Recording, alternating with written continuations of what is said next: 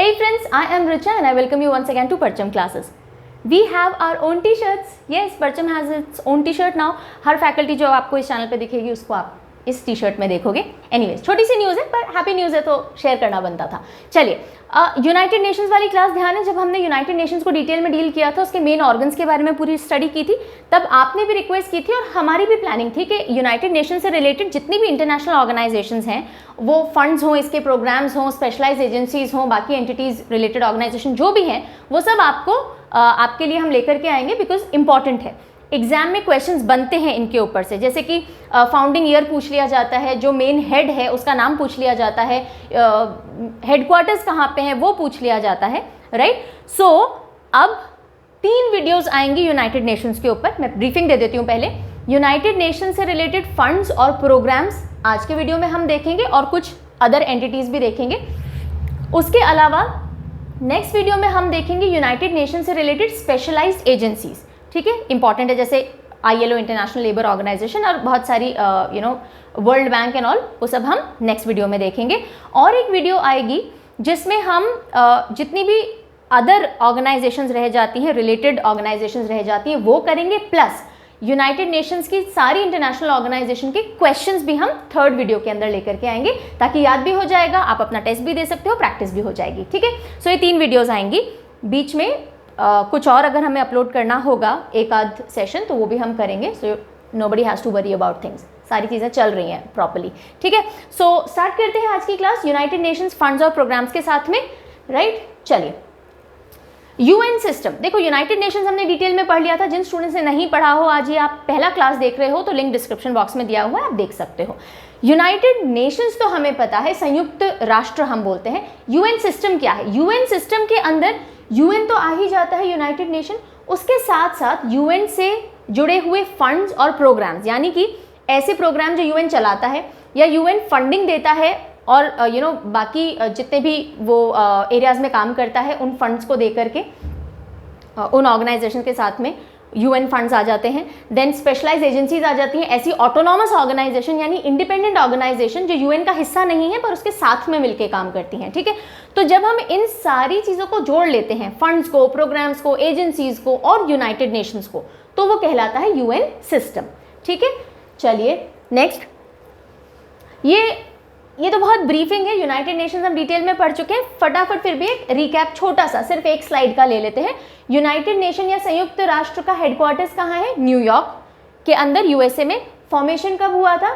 24 अक्टूबर 1945. ये डेट आपको अब याद हो गई होगी.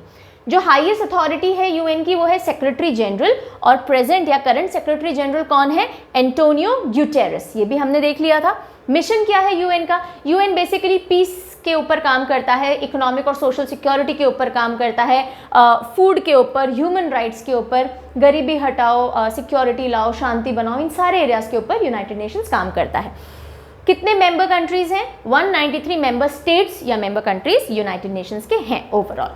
ठीक है, तो अभी तक की बात तो हम कर चुके थे. यहाँ से अब एक नया आज का वीडियो स्टार्ट करते हैं.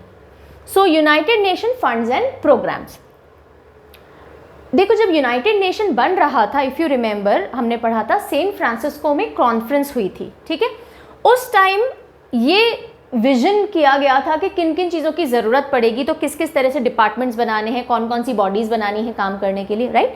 लेकिन कुछ एरियाज ऐसे थे जो उस टाइम विजन में नहीं आए थे, जैसे कि एनवायरनमेंट से रिलेटेड कुछ काम करना है, विमेन से रिलेटेड कुछ काम करना है. ये सारे आइडियाज़ उस टाइम विजन में नहीं आए थे. तो लेटर ऑन कुछ ऐसी फंडिंग और प्रोग्राम्स डेवलप किए गए जो कि उन एरियाज़ पे काम करते हैं जो उस टाइम इन्विजन नहीं किए गए थे. ठीक है, सो जैसे कि पैलेस्टीन रिफ्यूजीज़ के ऊपर काम करना है, एनवायरनमेंट के ऊपर काम करना है. सो इन चीज़ों पे काम करने के लिए UN फंड्स और प्रोग्राम्स को डिज़ाइन किया गया बाद में. अब कैसे बनता है कोई भी UN फंड या UN programme? Proper resolution pass होता है UN जनरल असेंबली में. UN जनरल असेंबली हमने पढ़ा था, एक मेन ऑर्गन है UN का. सो जनरल असेंबली में रेजोल्यूशन पास होगा, उसके बाद कोई UN फंड या UN प्रोग्राम बनता है और वो किसी एक स्पेशल फोकस पे काम करने के लिए बनता है. ठीक है, जैसे UN विमेन है फॉर एग्जाम्पल, तो वो सिर्फ विमेन के ऊपर या उनके जेंडर इक्वालिटी और विमेन एम्पावरमेंट के ऊपर ही काम करेगा. Okay, just giving you an example. UN funds and programmes are supported by voluntary contribution. अब देखो, इसका क्या मतलब हुआ? वॉलंटरी कॉन्ट्रीब्यूशन यानी जितने भी मेंबर स्टेट्स हैं यूनाइटेड नेशंस के, वो अपनी इच्छा से जो जितना चाहे कंट्रीब्यूट करता है फंडिंग, पैसा, ठीक है, और उस पैसे से वो जो इकट्ठा होता है पैसा, उससे ये सारे प्रोग्राम्स काम करते हैं, ठीक है। सो यूएन फंड्स एंड प्रोग्राम्स कैसे सपोर्ट किए जाते हैं? वॉलंटरी कॉन्ट्रीब्यूशन से।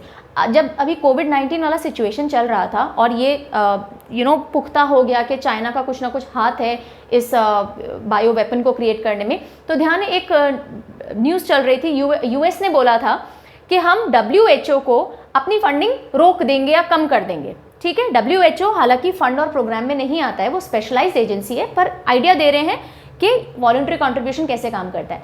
सो WHO को यूएस ने अपनी फंडिंग रोक दी और चाइना ने बोला था हम बढ़ा देंगे, कोई बात नहीं, राइट। सो WHO को पैसा मिलना कम हो जाएगा तो WHO काम नहीं कर पाएगा ढंग से, उसको फंडिंग नहीं मिलेगी। फंडिंग कौन देता है? यही सारी मेंबर नेशंस या मेंबर स्टेट्स देते हैं। सो इसी तरह से यूएन फंड्स और प्रोग्राम्स को भी मेंबर स्टेट्स फंडिंग प्रोवाइड करते हैं वॉलंटरी। चलिए, अब कितने फंड्स या प्रोग्राम्स हैं यूनाइटेड नेशंस के? डायरेक्टली ये इसी के अंडर में आते हैं, यानी इसी का पार्ट है, ये बाहर की बॉडीज नहीं है जो इसके साथ मिलकर काम कर रही है, यूनाइटेड नेशंस का ही पार्ट है, इन्हीं की फंड्स और इन्हीं के प्रोग्राम्स हैं, ठीक है। UNDP, UNEP, UNFPA, UN habitat, UNICEF and WFP, ये 6 UN फंड्स या प्रोग्राम्स होते हैं। अब ये क्या है, इनके बारे में हम ब्रीफिंग पढ़ेंगे एक एक करके, ठीक है। चलो, सबसे पहले आता है united nation development programme, UNDP, ठीक, united nations development programme. Headquarter कहाँ है? जहाँ यूनाइटेड नेशंस का हेडक्वार्टर है, न्यूयॉर्क, USA। जिसका हेडक्वार्टर अलग होगा वो हम याद करेंगे, हम याद भी करते जाएंगे, ओके, थोड़ी थोड़ी टेक्निक्स लगाते जाएंगे जो हमारी नॉनसेंस टेक्निक्स है। फॉर्मेशन 22 नवंबर 1965 को फॉर्मेशन था इसका। UN कब फॉर्म हुआ था? 45 में, ये 20 साल बाद बना है, तो 65। अब देखो, मैंने ना पहले एक वीडियो डाला हुआ है, ऑल्दो बहुत वेरिड कमेंट्स आए उस पर, फोनेटिक मेथड है एक, ईयर वगैरह को याद कराने के लिए। अगर पकड़ कर लोगे तो उससे सिंपल कुछ नहीं है, और समझ नहीं आया तो उससे ज़्यादा दिमाग का दही और कोई टेक्निक नहीं कर सकती, ठीक है। तो वो बून भी हो सकता है, बेन भी हो सकता है। सो एनीवेज, अगर आप फोनेटिक मेथड अप्लाई करना चाहो तो मैं बता दूंगी, ये J6 के लिए और 5 के लिए L, तो ये जेल हो सकता है। आई थिंक मुझे रहने देना चाहिए, बिकॉज ज़रूरी नहीं आप सबने देखा हुआ हो, और अगर फोनेटिक मेथड की पकड़ नहीं होगी ना तो कुछ समझ नहीं आएगा, छोड़ो, ऐसे ही याद रखो। यूनाइटेड नेशंस 45 में बना था, ये 65 में बना है 20 साल बाद, 22 नवंबर।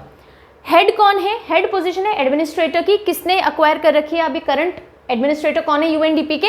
HM Steiner. क्या काम करता है UNDP? नाम से ही समझ में आ रहा होगा, डेवलपमेंट प्रोग्राम। सो जितने भी इसके मेंबर स्टेट्स हैं, स्पेशली जो अंडर डेवलप्ड या डेवलपिंग कंट्रीज होते हैं, उनको डेवलप करवाने के लिए काम करता है। पॉवर्टी रिड्यूस करना, इनइक्वालिटी रिड्यूस करना, डेवलपमेंट जो हो रहा है वो सस्टेनेबल डेवलपमेंट हो, यानी लंबे समय तक चले, इसके ऊपर ये ऑर्गेनाइजेशन काम करती है, राइट। सो अब इसमें याद क्या क्या करना है? न्यूयॉर्क आपको याद हो ही जाएगा, 1965, 20 साल बाद UN से, याद हो गया 65। Achim Steiner is the head. So ये याद करने के लिए देख लो, UNDP, DP होती है जैसे हमारी व्हाट्सएप पे DP लगी हुई होती है, राइट। सो DP में हम स्टेन किए हुए कपड़े नहीं पहनते ना, साफ सुथरे पहनते हैं, स्टेन किए हुए नहीं पहनते। सो UNDP का रिलेशनशिप स्टेनर से हो गया, एचएम स्टेनर, फाइन, बस हो गया काम। चलिए नेक्स्ट इज UNEP। अभी था UNDP जिसमें हमने DP देखी थी, अब ये है UNEP, united nations environment programme. नाम से ही समझ में आ रहा होगा, एनवायरमेंट से रिलेटेड काम करेगा। हेडक्वार्टर्स कहाँ है? नायरोबी, कीनिया, अफ्रीका के अंदर, नायरोबी कीनिया में है। फॉर्मेशन 22 नवंबर 1965, UNDP जैसा ही सेम है यहाँ पे। हेड कौन है? एग्जीक्यूटिव डायरेक्टर हेड पोस्ट होती है। Inger Andersen, she is the person जो एग्जीक्यूटिव डायरेक्टर है UNEP की।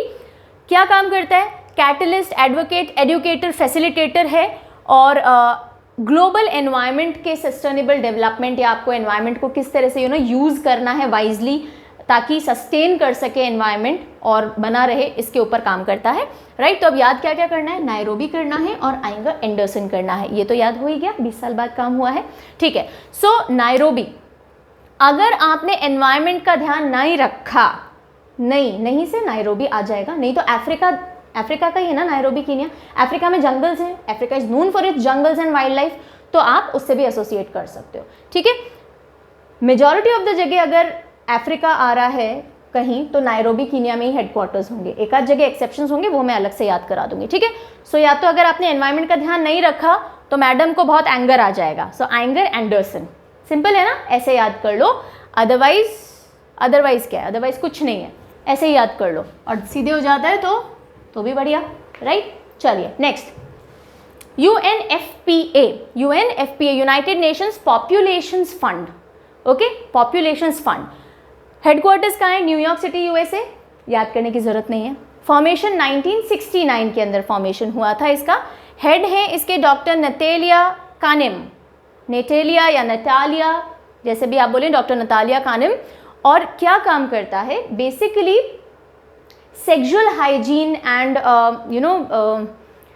जो डिलीवरीज वगैरह होती हैं, एक बच्चा जब पैदा हो रहा है तो मदर ठीक रहे, बच्चा ठीक रहे, बच्चा जब थोड़ा बड़ा हो रहा है तो उसको अपनी सारी राइट्स एंड डेवलपमेंट प्रॉपर मिले, और अनवांटेड प्रेगनेंसीज ना हो, चाइल्ड बर्थ सेफ हो, इन सब एरियाज में काम करता है, ठीक है। पॉपुलेशन फंड, पॉपुलेशन से related, right from mother to child care, okay. So delivering a world where every pregnancy is wanted, contraceptive and all पे काम करते हैं, बिकॉज बहुत सारे रूरल एरियाज है जहाँ ये जागरूकता नहीं होती। Every birth is safe, child birth जब हो रही हैं तो मौत कम हो, बच्चों की डेथ कम हो। Every young person potential is fulfilled, mall nourishment ना हो जो होता है बच्चों में। तो इस तरह के सारे काम ये ऑर्गेनाइजेशन देखती है, ठीक है। सो न्यूयॉर्क UNFPA पॉपुलेशन फंड की हम बात कर रहे हैं, न्यूयॉर्क सिटी में है, 1969 है। अब 69 कुछ एक चीज़ें हम डायरेक्टली भी ध्यान रखेंगे, राइट। जैसे वो 45 था UN, सो कितने साल हो गए 45 से, 24 ईयर्स हो गए, ठीक है। सो एक मम्मी अगर किसी को बनना है, किसी फीमेल को, तो हेल्दी टाइम होता है 24 साल ऑनवर्ड्स, ठीक है। सो ऐसे आप चाहो तो याद रख सकते हो, 24 ईयर्स ऑनवर्ड्स आजकल मम्मियाँ बनते हैं, कोई पहले का टाइम नहीं रहा कि 16, 18, 20 पे भी मम्मी बन जाते हैं। सो 24 ईयर्स, सो 1945 प्लस 24, 69 आप। मैं छोटे छोटे हिंट दे रही हूँ, लेना नहीं लेना entirely on to you. Then doctor Natalia Kanem, अब देखो कानिम से कान ध्यान रखना कि अगर आपको लोगों को अपनी सेक्सुअल हेल्थ के बारे में, बर्थ के टाइम में क्या क्या चीज़ें ध्यान रखनी है, अनवांटेड प्रेगनेंसी ना हो, पॉपुलेशन कंट्रोल के बारे में बताना, तो कान में जा जाके एक एक को बोलना पड़ेगा, तभी वो ध्यान देंगे। भोंपों पे सुनाने से कोई नहीं सुनता, ठीक है। तो कान में जा जाके आपको बताना है, तो Kanem, doctor Natalia Kanem population fund से रिलेटेड है, ओके। चलो आगे चलते हैं, UNFPA हो गया। अब UN habitat, united nations human settlement programme, right. Headquarters है नायरोबी केन्या के अंदर। 1978 फाउंडेशन ईयर था। हेड है इसके Maimunah Mohammad Sharif, okay. And क्या काम करता है ये, हैबिटेट से रिलेटेड है, यानी लोग ढंग से रहें, है ना, उनके पास छत हो, आवास हो, उससे रिलेटेड काम करेगा। शेल्टर टू ऑल, मतलब minimum basic required adequate shelter हर एक के पास हो, इसके ऊपर ये काम करते हैं। Promote socially and environmentally sustainable human settlements, ऐसा नहीं कि जंगल पे जंगल काट के अपने लोगों के लिए घर बनवा दिए, वो भी चीज़ नहीं। And achievement of adequate shelter for all, habitat से ही समझ में आ रहा है, ठीक है। अब कीनिया नायरोबी कैसे याद रखोगे, देखो एनवायरमेंट था, एनवायरमेंट काट के ही घर बनाए जाते हैं, तो आप ऐसे याद रख सकते हो, ठीक है। जहाँ जंगल था, जहाँ अफ्रीका के अंदर नायरोबी कीनिया हमने देखा था, वहीं पे ह्यूमन सेटलमेंट हैबिटेट भी होगा। और आप सेटल शरीफ लोगों को ही करोगे, बदमाशों को आप बोलोगे तो बाहर निकलो भाई, कोई हम आपके लिए घर वर बना के नहीं दे रहे हैं, ठीक है। तो सिर्फ शरीफ लोगों के लिए हम हैबिटेट का जुगाड़ या अरेंजमेंट करेंगे, UN करेगा, सो इससे आप याद रख सकते हैं। 78, अब फोनेटिक होता ना, मैं आपको एक एक सेकंड में याद करवा देती, बट कोई बात नहीं, मैं आपको हिंट तो देती चलूँगी। जिन बच्चों को फोनेटिक मेथड आ गया है, उन्होंने सीख लिया है। सो 7 के लिए होता है K, इसके लिए होता है F। सो इसका एक हिंट हो सकता है कॉफ़ी, कि आप जैसे अपने घर में सेटल हो जाते हो, आप कॉफ़ी पीते हो, तो 1978 आप याद रख सकते हो। अदरवाइज आप ऐसे ध्यान रख लीजिए कि 78 ईयर का कोई बुजुर्ग है ना, अब वो कहीं जा तो नहीं सकता, तो अपनी हैबिटेट में आराम से सेटल होके बैठा है 78 ईयर्स का, ओके। पिक्चर बना दीजिए, थोड़ा सा दिमाग में याद हो जाएगा। Next is UNICEF. यूनिसेफ आपने सुना हुआ होगा, United Nations international children and education fund, UNICEF, right. Headquarters New York city USA, याद नहीं करना है। फॉर्मेशन 11 दिसंबर 1946, UN के बनने के नेक्स्ट ईयर 1946 में 11 दिसंबर को, जब बच्चा लिखना सीखता है तो सबसे पहले 1 लिखता है, 1 तो 11 दिसंबर 1946 याद रख लीजिएगा। हेड है इसके executive director Henrietta H4, Henrietta H4। और किस एरिया पे काम करेगी ऑर्गेनाइजेशन, पता ही है हमें, बच्चों की लाइफ से लेके उनके राइट्स यानी कि उनके अधिकारों पे काम करती है, उनका सारा पोटेंशियल यूज़ हो पाए, बच्चे एक्सप्लॉइट ना हो, और you know from early childhood through adolescence. तो बच्चों की right from health in the sense mental health and everything, exploitation ना हो, पढ़ाई से related basic needs and rights बच्चों को मिले, उसके ऊपर ये काम करती है ऑर्गेनाइजेशन। हेनरीटा H4, तो बच्चा 1 2 3 4 1 से शुरू किया, 11 दिसंबर 1946, 1 2 3 4 4 पढ़ाई, यूनिसेफ, एजुकेशन फंड। सो 4 से आप वो वाला नंबर वाला 4 ले सकते हो और यूनिसेफ का एसोसिएशन 4 से हो जाएगा। आपको MCQs मार्क करने रहेंगे, ऑप्शंस मिलेंगे, छोटे छोटे हिंट आपको आंसर तक पहुंचने में मदद कर देंगे। ठीक है, चलो the last one in funds and programmes is WFP, that is world food programme.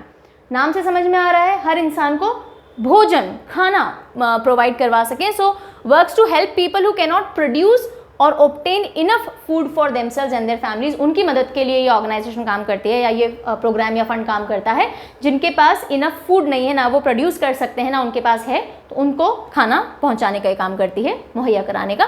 Headquarters है Rome Italy, okay, Rome Italy. Formation 19 दिसंबर 1961, ऑलराइट। हेड है एग्जीक्यूटिव डायरेक्टर डेविड बीजली। और हंगर और माल न्यूट्रिशन हट जाए, कोई भी इंसान भूखा ना रहे, अंडर नरिश या माल नरिश ना रहे, उसके ऊपर इनका मेन फोकस रहता है। ठीक है, अब याद करें, चलो। So world food programme, Italian किस किस को पसंद है? एक तो मुझे पसंद है, आई लव पिज्ज़ा, है ना।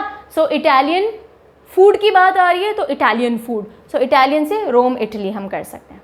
ठीक है, या हम हमारे रूम में बैठ के खाना खाते हैं, या खाना ढूंढने के लिए इंसान रोम करता है, भटकता है ना, सारी मेहनत मजदूरी इसीलिए करता है। आप किसी भी चीज़ से याद रख सकते हो। ओके, 1961, तो देखो 60 is usually the retirement age, कई जगह 58 है, कई जगह कुछ है, 60 हम ले लेते हैं। रिटायरमेंट एज यानी जब तक नौकरी पे थे तब तक खाने वाने की टेंशन नहीं है, रिटायरमेंट ढंग से प्लान नहीं किया तो 61 में आपको भोजन की दिक्कत आ सकती है ना, तो रिटायरमेंट अच्छे से प्लान कीजिए, तो 61 आप ऐसे याद रख सकते हो। डेविड बीजली के लिए आप ये कर सकते हो कि बीजली से आप बीज से रिलेटेड बीजली हो सकता है, तो बीज अनाज खाना। ओके, सो ये छोटा सा हिंट है आपको WFP याद रखने में। सो ये हो गए UN से रिलेटेड फंड्स एंड प्रोग्राम्स, 6 हमने कर लिए।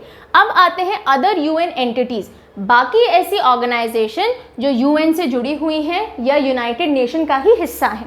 ओके, सो उसमें कौन कौन सी आ जाती है? UN एड्स, UNCTAD UNCTAD या UNCTAD, UNHCR, UN OPS या UNOPS, UNRWA and lastly UN Women।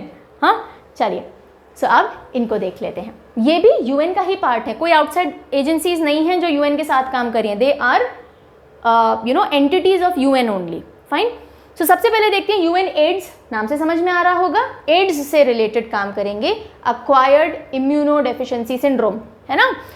So the joint united nation programmes on HIV AIDS, this is the full name of this entity या this organisation.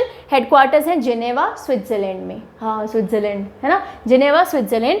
Formation है 26 जुलाई 1994। Head है executive director Winnie बाइनीमा and क्या काम करता है?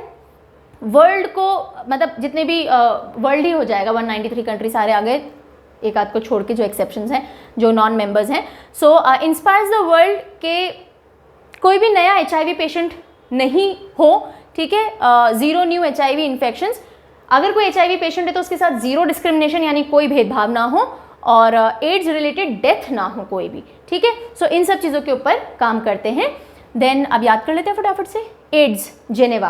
देखो वैसे तो एड्स ना जेनेटिक नहीं होता, अगर मुझे फॉर एग्जांपल एड्स है तो मेरे प्रोजेनी या मेरे बच्चे को एड नहीं होगा, जेनेटिक नहीं होता, फिर भी हम याद करते हैं, या ऐसे याद कर लेते हैं, एड्स जेनेटिक नहीं होता, सो घबराने की ज़रूरत नहीं है, ठीक है। सो जेनेटिक या जीन्स से पास ऑन नहीं होता, तो जिनेवा स्विट्जरलैंड में ये याद होना चाहिए, नहीं पता तो।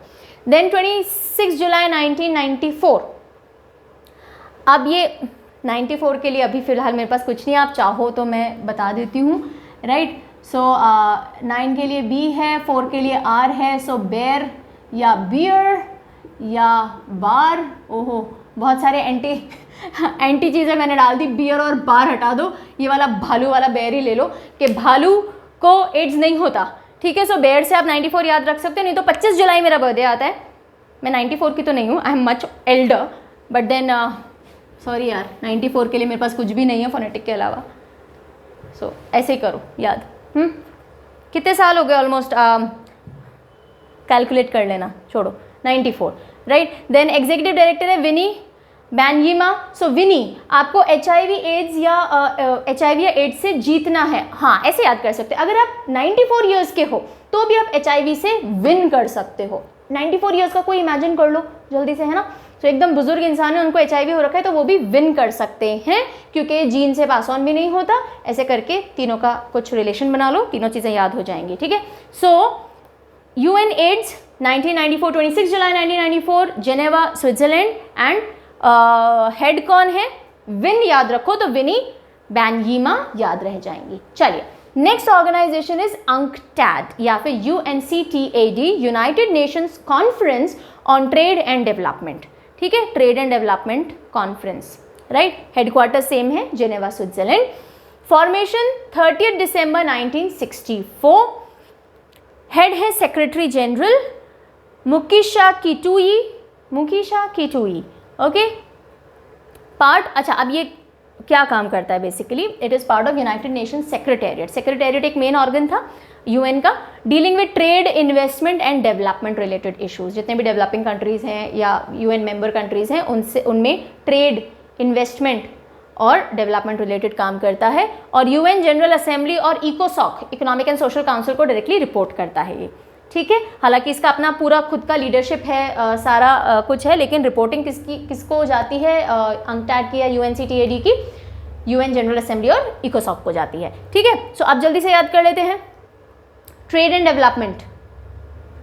अब ट्रेड करना है, वैसे तो आप स्विट्जरलैंड घूमने गए हो, लेकिन अच्छा ट्रेड भी इंसान के जीन में होती है ना। बिजनेसमैन का बेटा अधिकतर बिजनेसमैन बनता है, तो ट्रेड आपके जीन में होती है, तो जेनेवा याद रख लीजिएगा।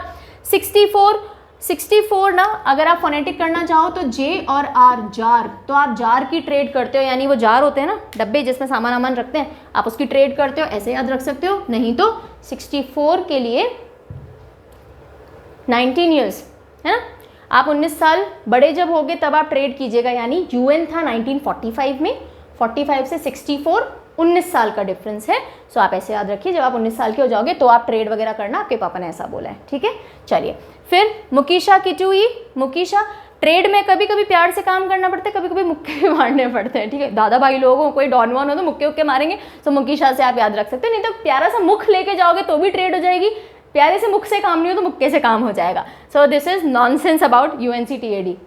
कुछ बच्चों को बहुत गुस्सा आ रहा होगा ना, कुछ स्टूडेंट्स को, कि मैम क्या पढ़ाते हो यार, but then I can not help. मुझे दोनों कैटेगरी ऑफ बच्चों का ध्यान रखना है, जिनका लेफ्ट ब्रेन बहुत एक्टिव है, जिनका राइट ब्रेन बहुत एक्टिव है। Right brain is all about creativity, you know, left brain is logic, right. इसमें लॉजिक कुछ है ही नहीं, तो रटना ही है, याद ही करना है, या तो रिपीट कर लो, उसमें भी कोई बुराई नहीं है, लिख लो, कोई बुराई नहीं है, नहीं तो फिर हमारा नॉनसेंस ले लो, ठीक है। चलो आ जाओ।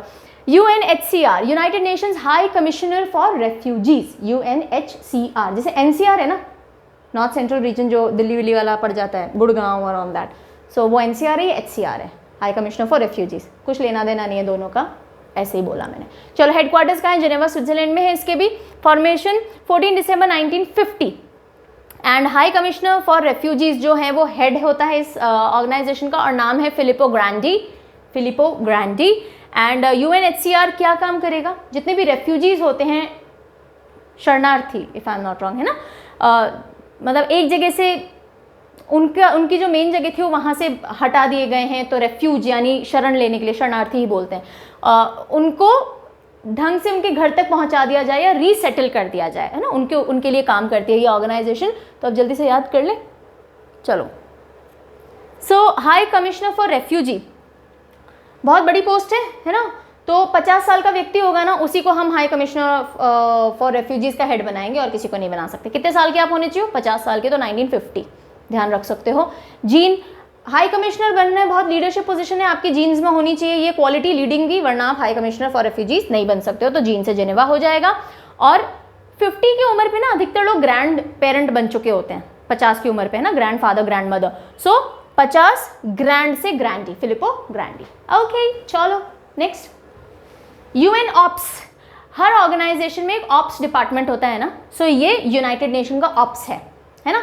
जो भी प्रोग्राम्स बन रहे हैं वो ढंग से पूरे हो जाएं, टाइमली काम हो जाए, इफेक्टिव एफिशिएंट तरीके से, वो सारा जो बैक ऑफिस वर्क या बैकग्राउंड वर्क होता है वो ये रिस्पॉन्सिबल है। UN ops, United Nations office for project services, services देने का काम ये करते हैं, ठीक है।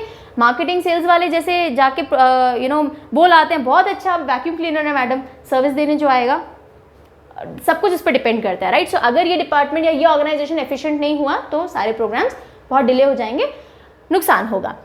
सो हेडक्वार्टर्स कहाँ है? कोपेनहेगन डेनमार्क के अंदर, फॉर्मेशन दिसंबर 1973 में हुआ। हेड है एग्जीक्यूटिव डायरेक्टर पोस्ट पे ग्रेटी फेरेमो, और हेल्प्स द यूएन, ये ऑर्गेनाइजेशन क्या काम करती है? It helps the UN governments and other partners to manage projects, deliver sustainable infrastructure and procurement in an efficient way, ठीक है। एफिशिएंट का मतलब क्या होता है? कम इनपुट में मैक्सिमम आउटपुट देना, राइट। वो इनपुट लेबर के फॉर्म में हो सकता है, टाइम के फॉर्म में हो सकता है, मनी के फॉर्म में हो सकता है, तो कम से कम पैसे, समय और इंसानों को यूज़ करके मैक्सिमम आउटपुट देना is efficient manner. So UN सरकार और जितने भी लोग पार्टनर्स मिले हुए हैं उनके साथ जो भी प्रोजेक्ट चल रहा है उसको सुचारू रूप से पूरा करने की जिम्मेदारी इस ऑर्गेनाइजेशन की रहती है, याद कर ले। चलो, सो ऑपरेशंस है ना, ऑप्स डिपार्टमेंट। सो ऑप्स तो कॉपी और पेन पे काम करता है ना बहुत ज़्यादा ऑफिसेज में, कॉपी पेन से कोपेनहेगन, हाँ कॉपी पेन, ऑप्स वाले कॉपी पेन पे काम करेंगे तो कोपेनहेगन हो जाएगा। अब देखो फोनेटिक देखना है तो KM, ऑप्स वालों का ना बहुत कीमा बनता है बेचारों का, बहुत काम होता है इनके पास, ये कर देना है, वो कर देना है, ये इस टाइम पे पूरा हो जाना चाहिए, वो उस टाइम पे पूरा हो जाना चाहिए, कीमा बन जाता है। सो कीमा से याद रख सकते हो, नहीं तो सीधे याद रख सकते हो, ठीक है। 75 वाला इंसान हम बुजुर्ग मानते हैं, ज़्यादा बुजुर्ग, तो ये 75 से थोड़ा पहले है, 73 है, तो ये ऑपरेशंस में अभी भी हमने इनको ऑप्स डिपार्टमेंट में रखा हुआ है कि अभी आप काम कर लो 2 साल और, ऐसे करके 73 दिमाग में थोड़ा बहुत फिट हो सकता है। फिर देख लो ग्रेटे फेरेमो, अब बहुत ग्रेट डिपार्टमेंट है, ये बहुत ग्रेट काम करता है, ये काम ना करे, ये ऑर्गेनाइजेशन काम ना करे तो बाकी सब फेल हो सकता है, ठीक है। So we should be very grateful to them, है ना, we should be very grateful to them कि ये इतना फेयरली, इतने अच्छे से सारा काम करते हैं, तो ग्रेट एंड फेयर से ग्रेटी फेरेमो आप याद रख सकते हो। वो ग्रैंड थे, फिलिपो ग्रैंडी, ये ग्रेटी हैं। ओके चलो, next is UNRWA, United Nations relief and works agency for Palestine refugees. ये ऑर्गेनाइजेशन सिर्फ और सिर्फ इस फोकस पे काम करती है पैलेस्टीन रेफ्यूजीज के लिए, ठीक है। Relief and works agency for Palestine refugees. Headquarters कहाँ है? अमान जॉर्डन। जॉर्डन एशिया में हमने पढ़ा था, जॉर्डन के पास में मैंने आपको बताया था पैलेस्टीन है, जिसको कि नॉन मेंबर स्टेट का दर्जा यूएन ने दे रखा है। ओके, फॉर्मेशन हुआ 8 दिसंबर 1949 में, 4 साल बाद, ठीक है। 45 में यूएन बना, 4 साल बाद ये बना है। देन जो हेड है वो है commissioner general Christian Saunders, okay, and he is the acting commissioner general of UNRWA। Then क्या काम करता है? Provide assistance and protection to around 5.6 million यानी 55-56 लाख रजिस्टर्ड पैलेस्टीन रेफ्यूजीज। फिलिस्तीन या पैलेस्टीन के जो रेफ्यूजीज हैं उनके लिए काम करता है, उनको असिस्ट करना, उनको हर तरह की हेल्प प्रोवाइड करना, वॉर टाइम में भी उनके लिए काम करना, प्रोटेक्शन प्रोवाइड करना, ये सब ये ऑर्गेनाइजेशन काम करती है। सो जल्दी से याद कर लेते हैं, UNRWA पैलेस्टीन के लिए काम करें तो अमान जॉर्डन याद हो ही जाएगा।